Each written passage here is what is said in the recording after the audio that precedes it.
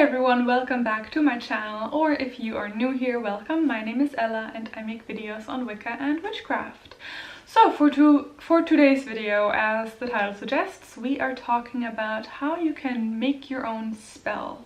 And by that I mean writing or creating your own spell work. So I do have my phone with me, so in case I'm glancing down every once in a while, I'm looking at the notes that I've taken for this video. I hope I won't forget anything important, but in case you do notice anything that I'm maybe missing or maybe something you would like to suggest, definitely comment down below. So first of all, I want to mention that this video is specifically made for you to adjust and work around.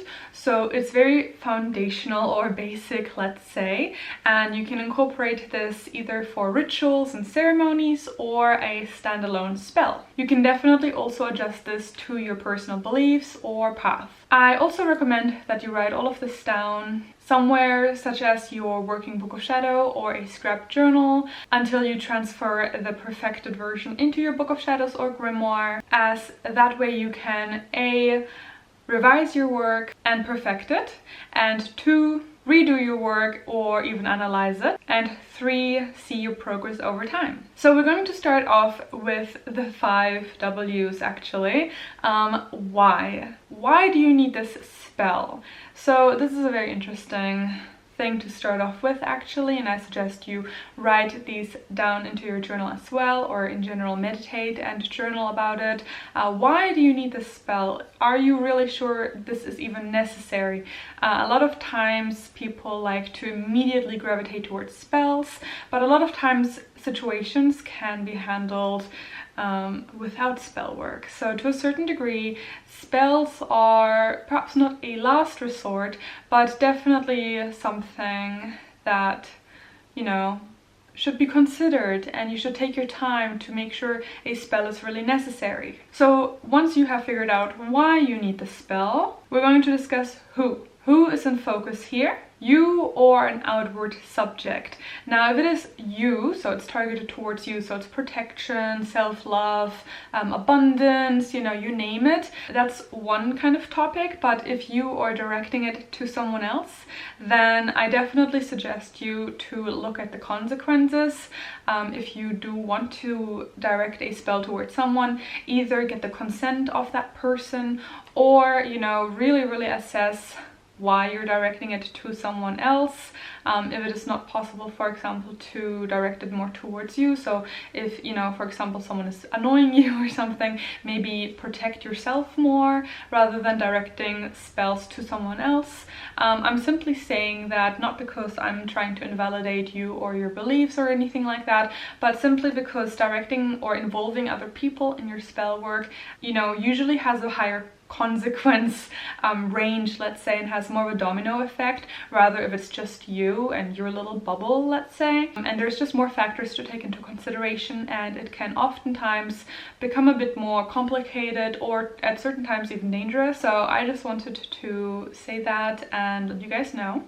Now, one of the most important ones is what is the intention of your spell, and what type of spell are you going to be using to fulfill this intention?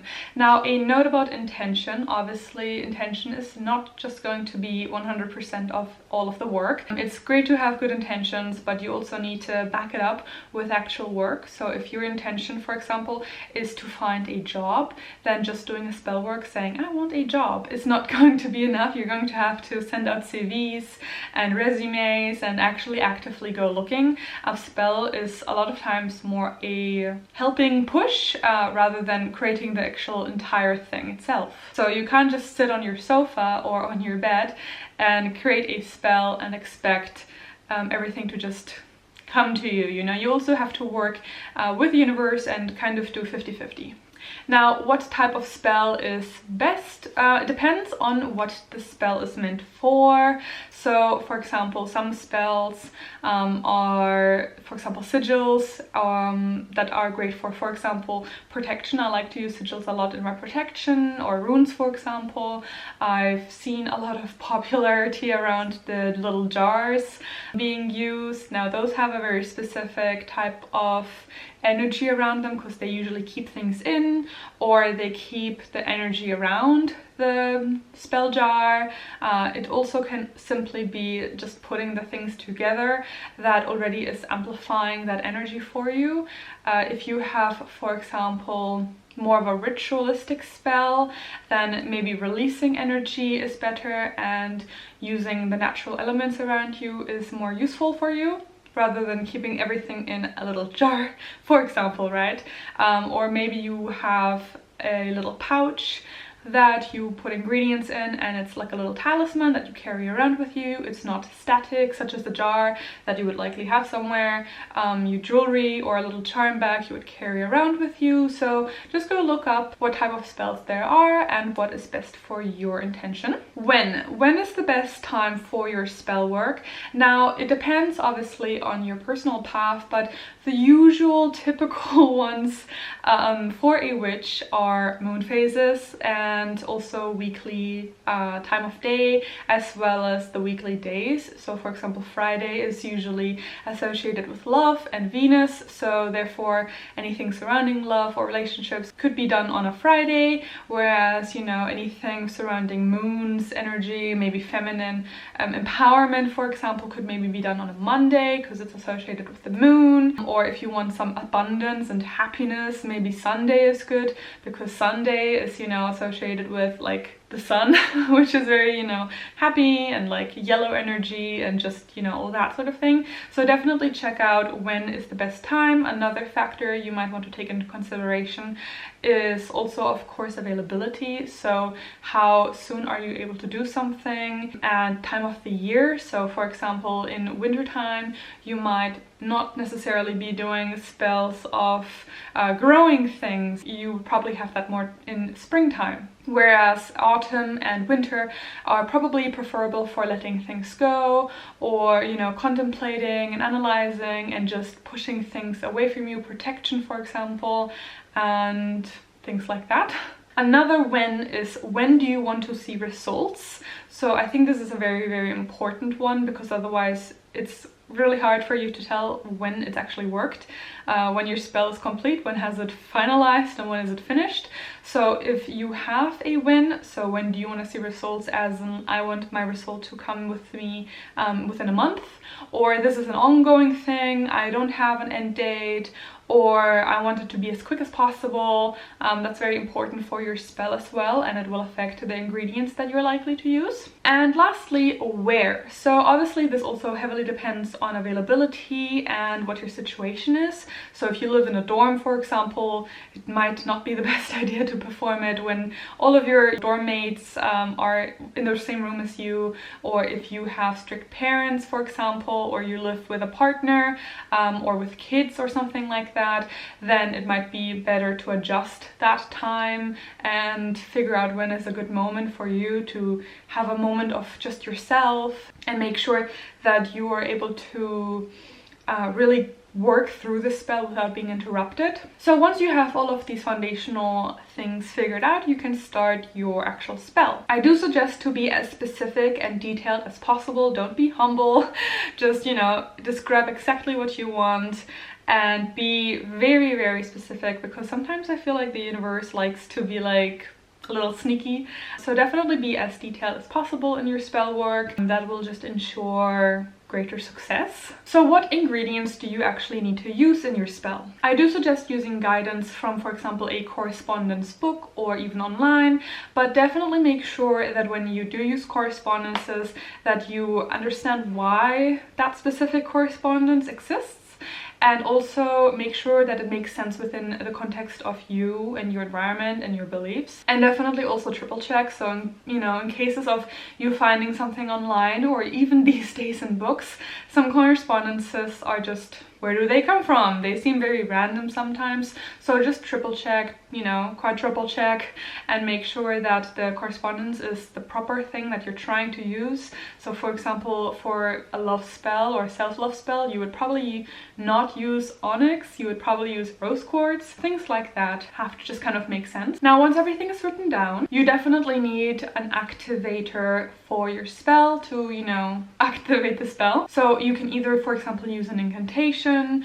or use a specific step within your spell work to activate everything and let the energy, you know, out and do its thing. Even if it is a long-lasting spell such as protection or glamour, you would probably still want some kind of activator.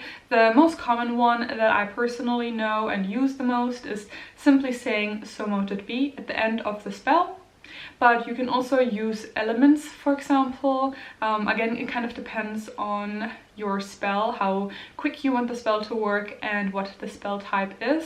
Fire, for example, is often used to activate spells, or certain runes might be drawn and activated through an incantation. So definitely think about that and what is suitable for you. If you're using a jar, for example, burning it will probably not work out for you, whereas if you have some type of release that you want to create, then burning the piece of paper or whatever you're burning is obviously very, very handy. Or if you just want to use something that is really straightforward and well tested, then "so mote it be" is always good.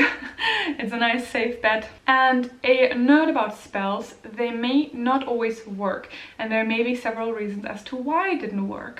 Perhaps it's still working and it's just taking a bit longer. Perhaps you used the wrong ingredients or timing for it. Perhaps you need to redo it or add to it. Or perhaps your intention was just not there and you may want to do some soul searching or meditation on that topic. Or perhaps it's simply not meant to be, and that was a message for you to just let it go.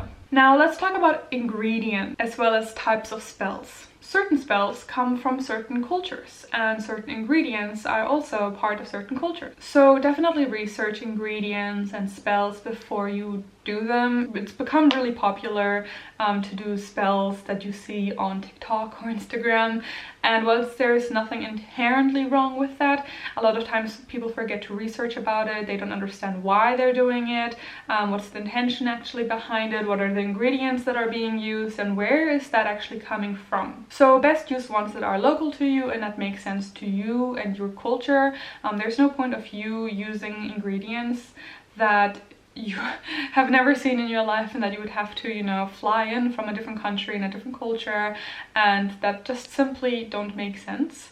Whereas you can definitely substitute certain things. So if you use a spell that was written by a certain person that comes from a certain religion or a certain culture or certain path, then definitely make sure if that works with you and who you are and where you are, and just align those type of things. A lot of ingredients can be substituted, a lot of ingredients cannot. So substitutions have to make sense. As I mentioned earlier, you would probably not be using onyx for any kind of love related spells unless it's protection within relationships, but you know, you have to kind of analyze ingredients, and in case you don't have certain ingredients, you can definitely substitute to a certain degree, but don't go overboard and just use random things and be like, that's a substitute, because certain ingredients do have certain energy, and you substituting things wildly that don't make sense will not result in the results that you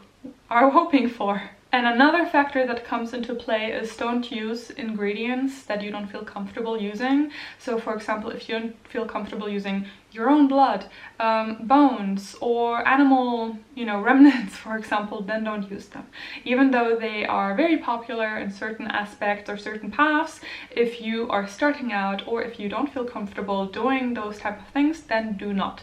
It's very, very important that within spell work you feel comfortable, because that energy sticks to your spell as well. And if you are full of fear and uncertainty and just, you know, not vibing, then that will sink into your spell and it'll pull those things back to you. Another thing to keep in mind is the timeline of your spell. So for example, certain ingredients work quicker than others. One great example are the elements. So fire, for example, is a very quick element, whereas earth is a very slow element. Use the elements to your advantage. So going back to that great example of a love spell, Even though fire might be a very, very immediate response as to the element that you're using, I would actually suggest using earth, especially if it is, for example, self-love.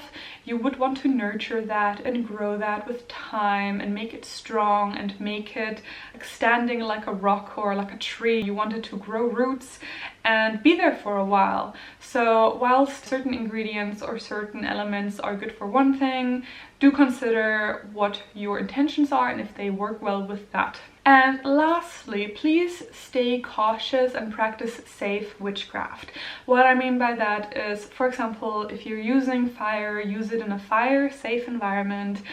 Don't do anything that you don't feel comfortable doing. Don't do anything dangerous. Don't do anything that could have serious repercussions depending on both of your personal situation as well as your country and laws that you should definitely follow. Do not throw salt onto the ground outside. It will really ruin the soil and the plants living there. The same goes for wine. A lot of times wine is used, or anything that you're spilling out. Make sure that it is environmentally safe.